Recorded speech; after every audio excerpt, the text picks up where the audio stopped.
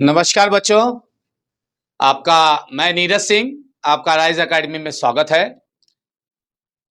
ये आपके अलंकार का दूसरा वीडियो है बच्चों। पिछले वीडियो में हमने देखा अलंकार के तीन भाग देखे, अनुप्रास अलंकार, यमक अलंकार, श्लेष अलंकार। ये तीन रूप देखे हमने। ये किसके आधार पे? शब्दालंकार, शब्दों के आधार पे बच्चों। शब्द एक ही हमने देखे, बार बार रिपीट हो रहे हैं, पुनरावृत्ति हो रही है, लेकिन अर्थों के आधार पे, अर्थ के आधार पे वह अलग अलग है। आगे बच्चों ये तीन हम देखने वाले हैं बच्चों। इसमें भी इसे नाम ही दिया गया शब्दालंकार। शब्द शब्द के आधार पे इसे पहचानना है। और शब्दालंकार में, इसमें शब्दालंकार जो होता है, इसमें हम शब्दों के आधार पे हम देखते हैं, इसमें अर्थ अलग अलग हो जाते हैं, शब्द की पुनरावृत्ति होती है। इसमें हमने देखा है शब्दों के आधार पे, जिसमें हमने अनुप्रास, यमक और श्लेष देखा है। आप भी देखने वाले हैं पुनरुक्ति अलंकार। पुनरुक्ति अलंकार मतलब क्या है बच्चों? पुनरुक्ति अलंकार भी कुछ अलग नहीं है, कुछ इनके जैसा ही है। इसमें भी हमने क्या देखा है? शब्द के अर्थ एक है। इसमें यहां देखो, अर्थ मैंने कहा शब्द के आधार पे, अर्थ यहां पे अलग नहीं है, शब्द एक ही है और अर्थ भी उनका एक ही है। तो यहां पे जो लिया, थी ठौर ठौर विहार करती सुंदर सुनारियां, यहां पे बच्चों शब्द आया ठौर ठौर।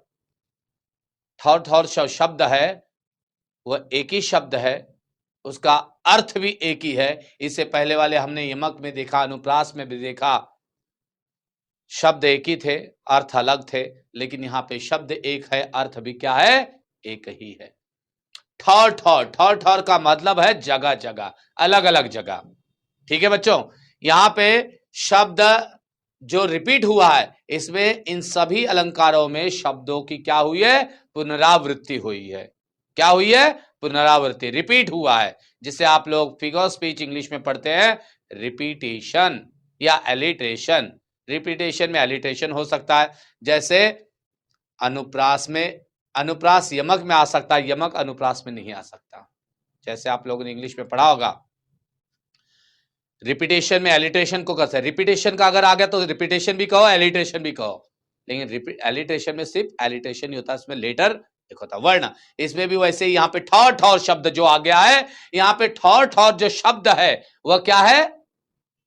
शब्द अलग अलग है, लेकिन अर्थ भी उनका एक है।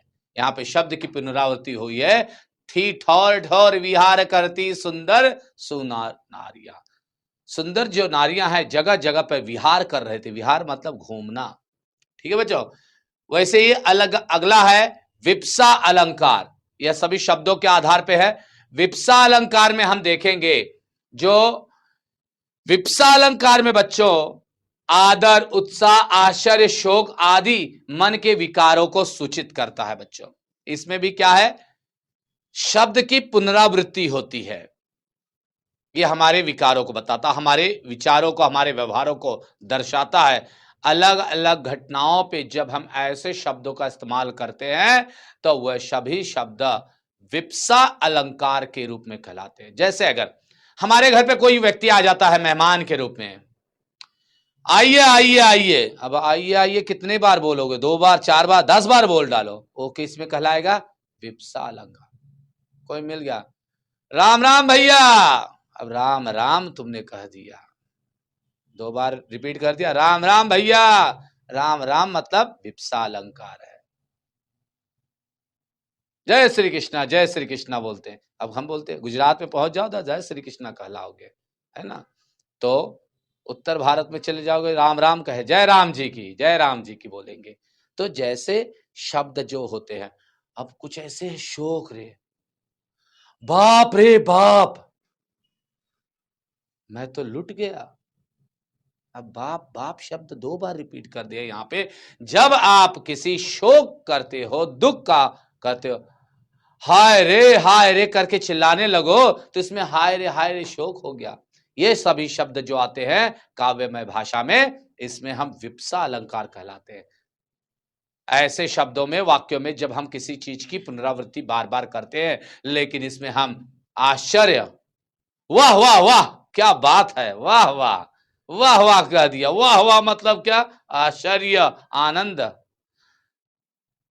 शाबाश शाबाश, क्या कारनामा करके दिखा दिया आपने। शाबाश शाबाश 2 बार कह दिया। विप्सा अलंकार मतलब ऐसे शब्द जब हम शब्दों की पुनरावृत्ति करते हैं जबकि उनका अर्थ क्या होता है? एक ही होता है।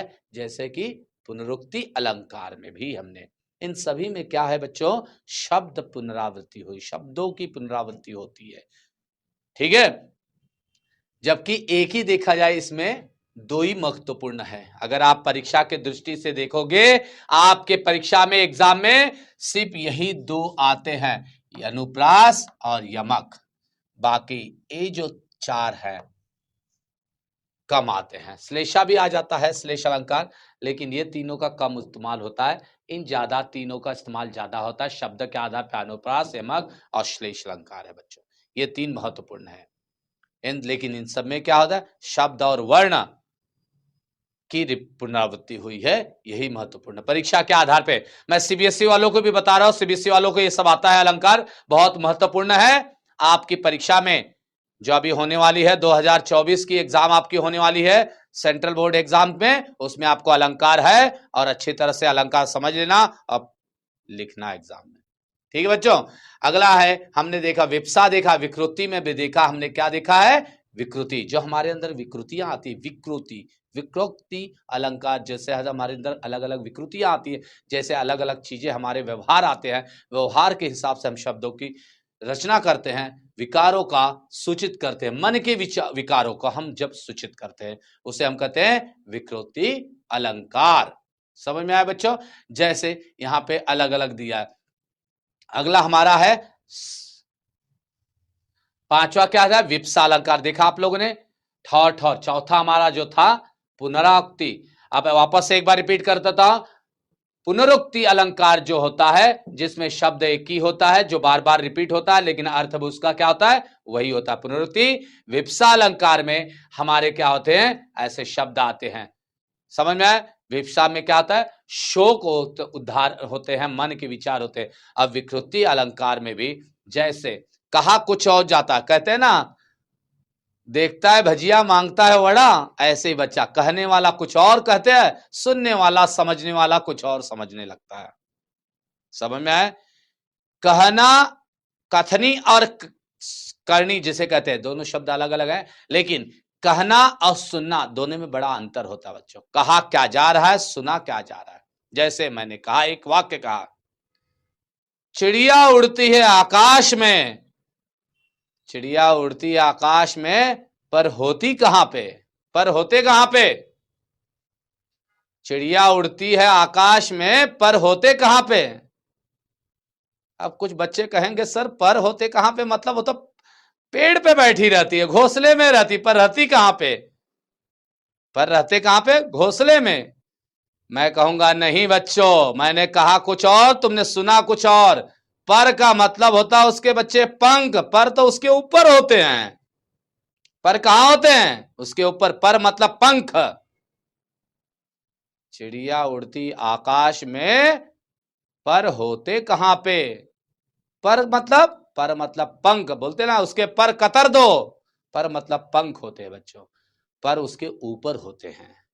ठीक है, तो यहां पे कहना और सुनना, यहां पे जैसा कहना और सुनना अलग अलग होता है। कहा कुछ और जाता है और सुना और कुछ जाता है। सुनने वाला कुछ और समझ बैठता है, उसका उदाहरण वो उत्तर अलग दे बैठता है। कहने वाला अपनी जगह पे सही होता है, सुनने वाला अपनी जगह पे सही होता है, दोनों अपनी अपनी जगह पे सही होते हैं। देखते हैं ना, एक ने लिख दिया 9 और वो कहता है नहीं 6 है, एक कहता है 9 है, दोनों अपनी जगह पे सही है। इंग्लिश में जो लिखते हैं 9 और 6 है ना, 9 और 6। मेरे सामने खड़ा जो है वो कहता है नहीं 9 है, मैं तो कहूंगा नहीं 6 है। तो देखने का नजरिया और सुनने का बता। तो वैसे ही वक्रोक्ति अलंकार, जो विकृति जो उसमें आ जाती है, अलग अलग जो आती है। एक और उदाहरण यहाँ पे देता हूं बच्चों, देख लीजिए, बहुत सटीक उदाहरण है। एक कबूतर देख हाथ में, पूछा कहां अपर है, कहां अपर कैसा, वह उड़ गया सपर है। मतलब यहाँ पे बच्चों कहने वाला एक कबूतर देखा, हाथ में पूछा कहां पर है। यहाँ पे भी वही अर्थ है, कहां आ पर है। कहां आ पर है मतलब पर, मतलब एक अर्थ होता कहां पर है और दूसरा अर्थ होता है वह कहां पर है। पर मतलब उसके पर कहां पे है बच्चों, पर कहां पे है मतलब उसके पर और पर दो शब्दार्थ है। यहाँ पे पर जो शब्द है, पर मतलब किस जगह पे होता है, और एक पर होता है पंख मतलब होता है। तो यही विकृति अलंकार में कथनी, कहना और सुनना अलग अलग होने की वजह से ये दोनों अलग अलग समझ में आते हैं। कहने वाला कुछ और कहता है, सुनने वाला कुछ और सुन लेता है, और अर्थ उसी हिसाब से। तो बच्चों फिर से एक बार देख लीजिए, शब्दालंकार। अलंकार के हमारे तीन प्रकार है, शब्दालंकार, अर्थालंकार, उभयालंकार, जिसमें शब्दालंकार के 6 प्रकार हमने देख लिए। अनुप्रास, यमक, श्लेष, पुनरुक्ति, विप्सा और विकृति। यह सभी अलंकार जो हैं हमारे शब्दालंकार के आधार पे हैं, जिसमें शब्द ही दिए गए हैं। कहीं पे शब्द का अर्थ अलग अलग है, कहीं पे शब्द एक ही है, अर्थ भी एक ही है। ठीक है, इससे पहले वाले में भी मैंने बताया था, 3 बताए थे। तीनों में कहीं पे शब्द हमारे रिपीट हो रहे हैं, पुनरावृत्ति हो रही। कनक कनक जैसे हमने देखा, कनक कनक में भी 2 शब्द है, एक ही शब्द रिपीट हुआ है, लेकिन दोनों का अर्थ अलग अलग है। ठीक है, जैसे मैंने खड़क सिंह का भी बताया, जिसमें यमक अलंकार है, जिसमें हमारा क्या है, शब्द अलग अलग। खड़क खड़क सिंह के खड़क से उसमें शब्द अलग अलग बार बार आए, खड़क सिंह का आया। अनुप्रास में भी उसी तरह से है, वर्ण की पुनरावृत्ति हुई है।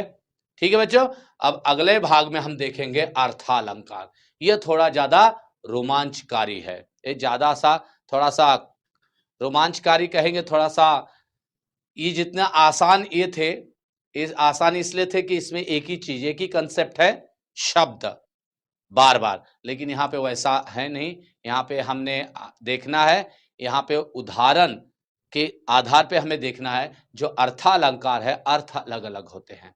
ठीक है बच्चों, शब्द भी है इसमें देखेंगे, लेकिन ये वाला जो था एक ही जैसे हमें सब लगते हैं, जिसमें शब्द का ही इस्तेमाल किया गया, शब्द बार बार रिपीट, इसमें पुनरावृत्ति मान लीजिए। ये पूरा जो अलंकार है शब्दालंकार, शब्दों के आधार पे, जिसमें अर्थ नहीं है, अर्थ का नहीं लिया गया, सिर्फ शब्द देख ले। ठीक है बच्चों, फिर से मिलेंगे हम लोग अगले वीडियो में अर्थालंकार के साथ।